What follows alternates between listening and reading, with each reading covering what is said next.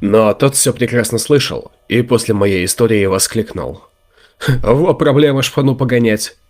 и выбежал во двор. В ту ночь я видел его в последний раз. Нет, он не исчез, но по дороге домой его избила пьяная компания, и тот скончался в больнице. Звонки прекратились. Я вспомнил об этой истории, потому что вчера ночью услышал 3 коротких звонка в свою дверь.